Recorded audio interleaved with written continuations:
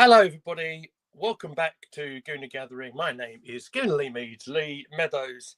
Today, we'll be talking a little bit about the press conference that happened yesterday. Of course, it's Arsenal versus PSV, the second leg. Following last week's incredible record-setting 7-1 win in Eindhoven, I'll just talk a little bit about what Arteta said during the press conference.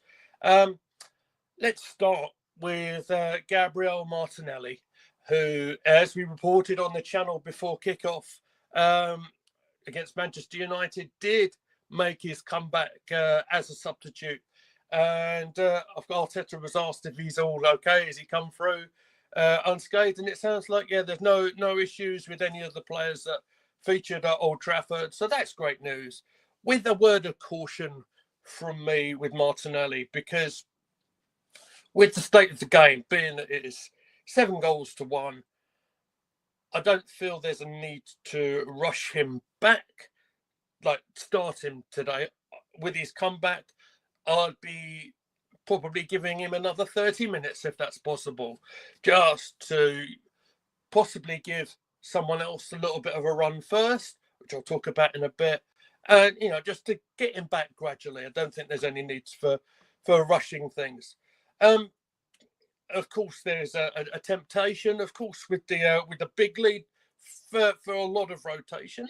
I expect some rotation. Some of it, I don't think this has been touched upon by a few people. Let's remember the yellow cards from the first leg.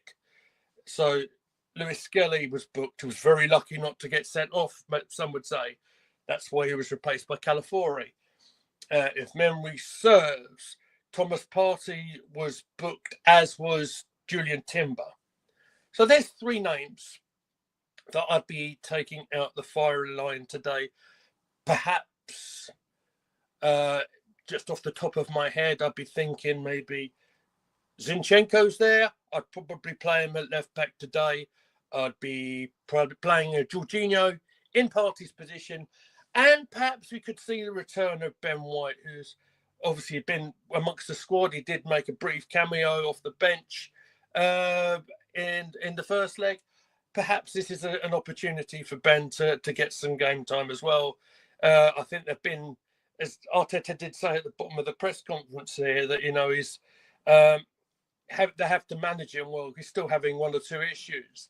But, you have to work through the workload, especially at this back end of the season. I think this is a good chance for him to at least make a start and then see where we go during the match.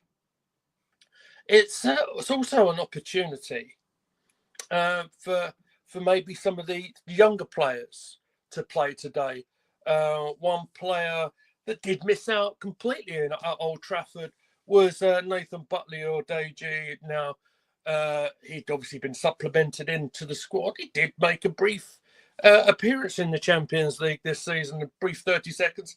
Didn't touch the ball, mind, but he had been in the squad. And perhaps a tie like this, it might be a good chance for him to be giving him a run out and see what he's got, if nothing else, for the lad's career, and see how he gets on against. Let's not forget this is the Champions League. They're a decent side. I know they've had a bit of a bad time domestically, and obviously they got a few goals against them in last week, but they're still good opposition.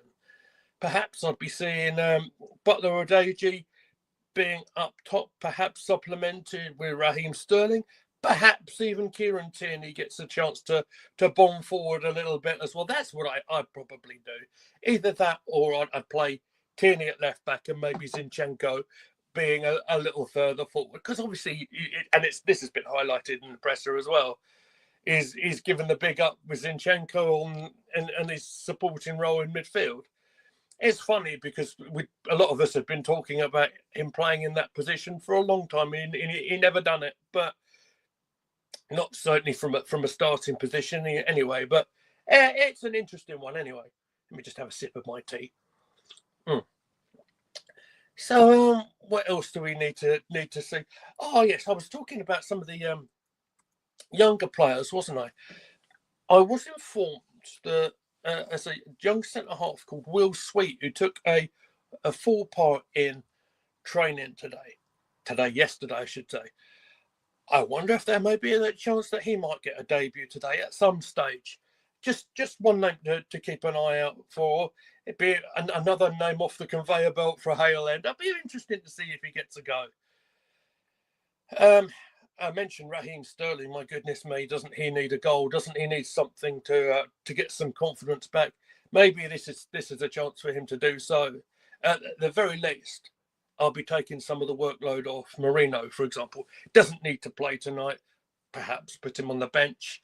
But I'd be thinking, look, just give him a bit of a break, and probably we see Marino back in the first team playing against Chelsea over the weekend.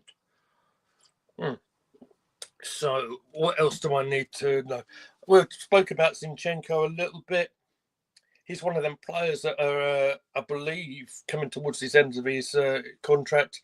If not, I mean, his future is certainly up in the air, being that he hasn't had a lot of game time this season. That's something that Arteta did mention briefly in the press conference as well. And let's just talk about briefly. Let's remember how the PSV game started last week, because on paper you'll look at that and think, oh my goodness, Arsenal have absolutely run away with it. But at the start of the game, we were a little bit lucky. We did get away with a couple of chances that PSV did miss. So I'd still have a slight note of caution. I know there's a 6-goal swing needed for PSV to pull off an unlikely outcome, but let's still respect the opposition a little bit. We'll see how it all goes tonight. I think that's just about all I want to talk about in terms of that match for tonight. I do want to bring attention now. During the press conference yesterday, William Saliba was alongside Mikel Arteta, and he did bring out one or two interesting things he had to say, like be seemingly very grateful of the opportunity that he'd been given, and the fact he's quite happy to stay and see it for Arsenal fighting for trophies and stuff like that, and he'd be interested in carrying that on. Now, there was a point made that he's still got 2.5 years left on his contract. Now, a lot of people are saying, but he's going to leave at the end of the season because he's going to go to Madrid.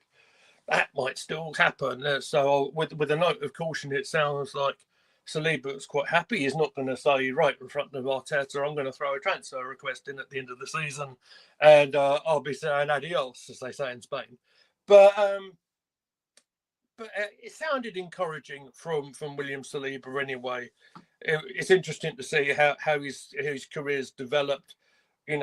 Obviously having spells away on loan has helped him, and then obviously coming back into the first team.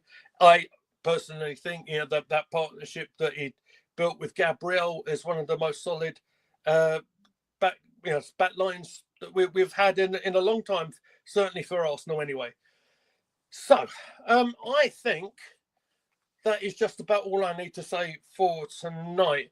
There possibly will be a program out tomorrow where we'll have a little chat about the actual game that goes on tonight. I won't be doing the live match because live matches in the evening in our household here is a little bit difficult. But we're going to be signing out for now. Now, if you like what we do here on Gooner Gathering, it would be very helpful if you've got this far on the video, to give us a like on the video. Please subscribe to the channel as we work our way towards 400 subscribers. That's where you can find us here on Twitter. You can find me at Goonerly You can find us, a whole channel, at Gooner Gathering. I'm going to be signing out for this evening. Hope you enjoy the game tonight. Take care of yourselves, and we'll see you really soon. Enjoy the game tonight, and we'll catch you later. Cheers, everyone.